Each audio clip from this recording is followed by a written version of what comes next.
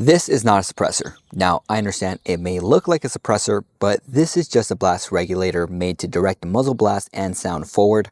Now, for the price these things are going for, honestly, I'd just say save up and get a real suppressor instead. But here in California, it doesn't matter how much money you save up or if you're willing to pay a $200 tax stamp. If you're a regular civilian, it is illegal to buy or own a suppressor.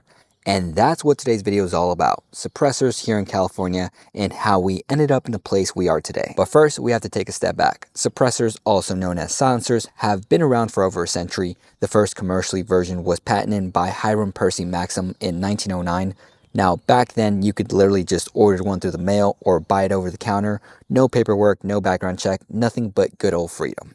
But that all changed in 1934 with the National Firearms Act. That's when the government started cracking down on gang violence during the Great Depression, and even though suppressors weren't a major threat, they somehow got lumped in with machine guns and sawed-off shotguns, partly out of fear they'd be used in crime, so suppressors became federally regulated. From that point on, buyers were then required to go through a background check, have it registered, and on top of that, pay a $200 tax stamp, which, by the way, was a huge amount of money back then.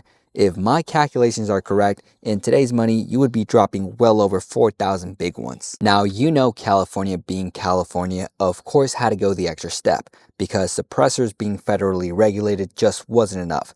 So sometime before 2011, California passed Penal Code 33410, making it a felony for civilians to possess, buy, or sell suppressors in the state, regardless of federal approval, which is still currently in effect today.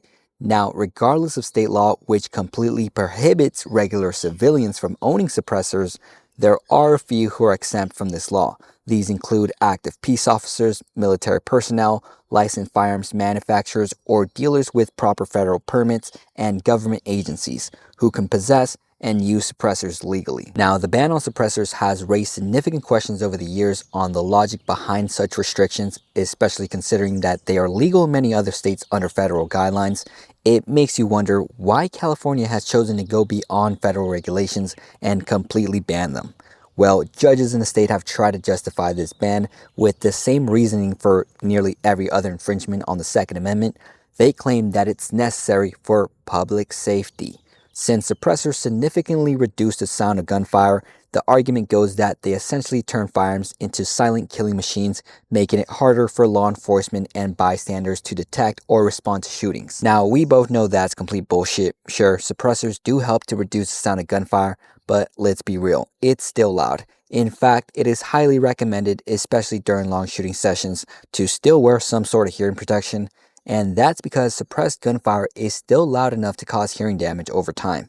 So this idea that suppressors make guns nearly impossible to hear, that somehow you're opening the door for criminals to walk around publicly whacking people without anyone noticing, or that political leaders will get assassinated in broad daylight without anyone having a clue what the hell just happened, is complete nonsense, which mostly comes from Hollywood movies that have no idea how suppressed firearms actually work or sound. Now, usually when they get called out on stuff like this, they fall back on their go-to excuse, well, suppressors aren't covered under the Second Amendment.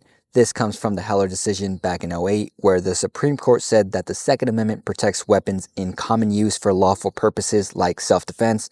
So their argument is that since suppressors aren't commonly used for self-defense, and because a suppressor by itself is not a weapon, they don't qualify as arms under the Second Amendment. Therefore, the government can ban or regulate them however they want. But let's take a step back and understand just how ridiculous this is. When the Founding Fathers wrote the Second Amendment and used the word arms, do you honestly think they only intended to cover the firearms like the musket, where they excluding the bayonets, powder horns, and other tools used to enhance and make firearms more effective for defense or offense?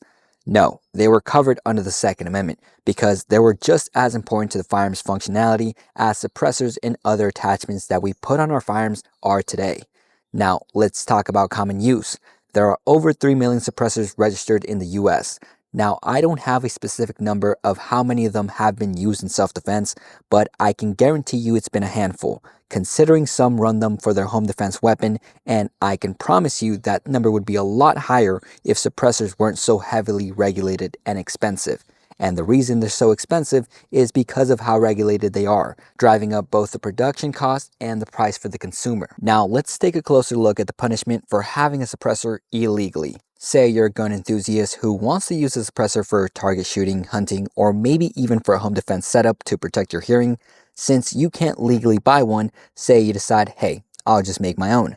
Understand if caught with this cylinder piece of metal, you're looking at about 3 years in jail or prison, and as a convicted felon, you'll be stripped of your Second Amendment rights for trying to exercise those exact rights in the first place. Now, fast forward, let's say sometime down the line, suppressors are removed from the NFA and can be purchased over the counter, no registration, no serial number, in free states. Think about how many Californians this law will turn into felons, all because they want to exercise the same rights that someone just a couple of hours away legally can. So, of course, the real solution is to abolish this law altogether, which is exactly what's being challenged in the lawsuit Sanchez v. Bonta. This case, brought by Gary R. Sanchez, argues that California's ban on suppressor violates the Second Amendment. The argument is that suppressors do qualify as arms and therefore are protected under the Constitution. Now, the CRPA has also joined in the fight as well, with their legal team supporting Sanchez in the Ninth Circuit Court of Appeals, where the case is currently pending. So, unfortunately, this is one of those situations where all we can do is wait and see what happens. But in the meantime, what we can do is support organizations like the CRPA and other organizations that are constantly putting in the legal work to get our 2A rights restored here in California. So that's all I gotta say. Hope you guys enjoyed today's video. If you did, make sure to like, subscribe.